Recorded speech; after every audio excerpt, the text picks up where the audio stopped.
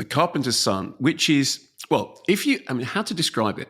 If you go to the BBFC site, which I find is now the most brilliant way of starting almost anything, 15 for strong, bloody violence, injury, detail, and horror, and they call it a family. They say a family traveling through Roman Egypt is targeted by an evil entity in this biblical horror film. Now, I have to say, hats off to the BBFC, because their sort of thumbnail synopses are becoming real works of art, not least because they correctly say a family, because names are in absentia, targeted by evil entity, biblical horror films. Is it a horror film? The tagline is "Deliver Us from Evil."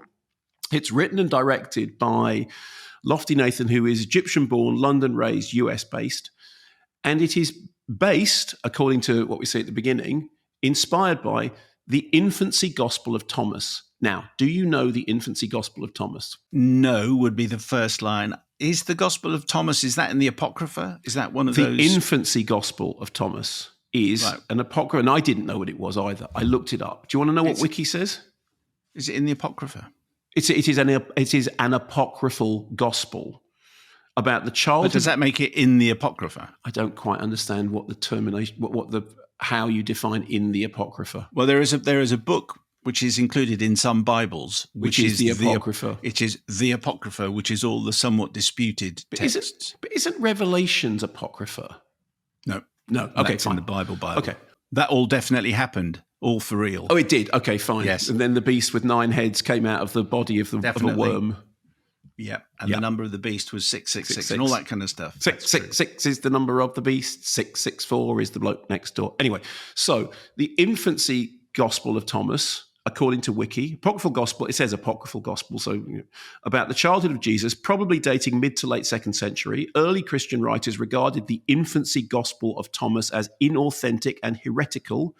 Eusebius called it heretical fiction in the 3rd book of his 4th century church history, and Pope Gelasius I included it in his list of heretical books in the 5th century. There is a sort of thumbnail synopsis of the gospel, which is fairly bonkers, includes a young Jesus bringing clay birds to life, and more alarmingly, cursing a boy who becomes a corpse, cursing another boy who falls dead, cursing his parents who become blind, resurrecting the 2 boys, healing the blind parents, resurrecting a friend who fell from a roof, and healing a man who's chopped his foot off with an axe. So, lots to work from.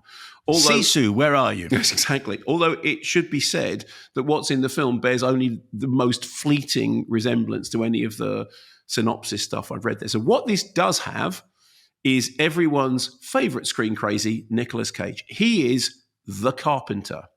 FKA Twigs is the mother, who we meet at the beginning of the film in an act of very apparently violent childbirth, followed swiftly by escaping from babies being thrown onto a bonfire. So it sets its table out quite quickly. Cut ahead several years.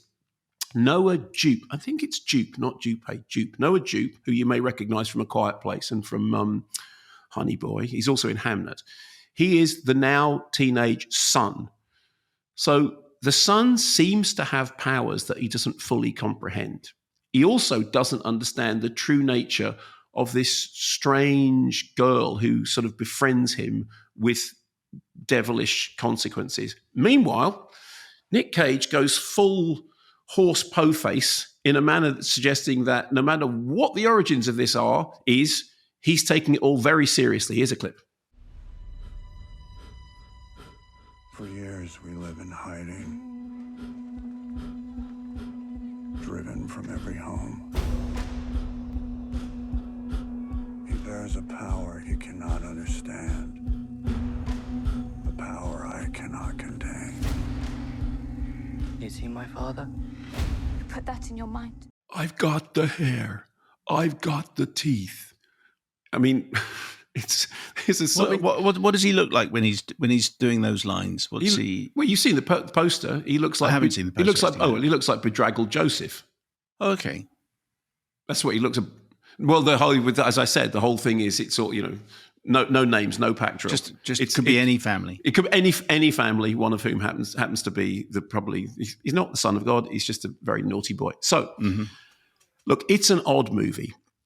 Like Nick Cage's performance, it can't quite decide what it's trying to do. I mean, I love the fact that Nick Cage just does that accent.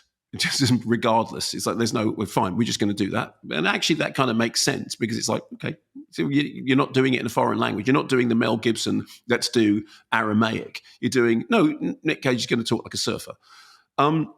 But the problem with it is, I think that the film falls between several stools and ends up pleasing no one. So on the one hand, you've got the religious audience who flocked to see The Passion of the Christ. The Passion of the Christ was a biblical horror movie. Let's be absolutely clear about this. It was a torture porn movie that happened to be welded around the story of the crucifixion. And, the audiences went absolutely mad for it, partly because it was so extreme that people had a sort of very, very visceral reaction to it. In the case of this, as soon as it was announced what was happening, some of the religious groups were up in arms saying, it's blasphemous because of its source and because of its casting and just because of everything, although there is nothing in the film that could sensibly be described as blasphemous by anybody. The other problem is that there isn't much else either. And whereas The Passion, regardless of what one thinks of The Passion of the Christ politically and all that kind of thing, it's a very, very good gore movie. I mean, it is grueling. It is like watching somebody be tortured for 2 hours in a way that is viscerally convincing. And I think it's a pretty well-made film. There are things that you can dislike about it, but it is a very effective torture horror movie. In the case of this, there are moments of horror, but they are interspersed with long bouts of reflective wandering around and arguing and suffering, and occasionally shouty, occasionally sort of bigger Nick Cage performances. It's at its best when it looks like it's about to turn into something really strange. And it's at its worst when it then turns into the thing that it is turning into, and you go, oh no, it's just that. It's just run-of-the-mill ooga booga. So if you were to be really charitable, you say, well, there's a coming-of-age movie in there. It's about a teenager who's got powers they don't understand, being awkward. I mean, that's a kind of, I suppose there's a Carrie connection there. But of course, the problem is it isn't about that. It is, as I said, based on the infancy gospel. And so therefore, we know it's not really about just an ordinary person facing adolescent problems. It's about the Son of God discovering that, he's got these powers.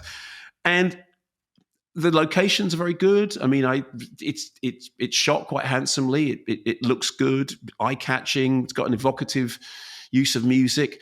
The thing is, just considering the potential, it was far less exciting than I wanted to be. I mean, full pun intended, I'd love to be able to tell you that it nails it, but it is far less of a temptation than it sounds. Thank you very much. I'd like that on the poster.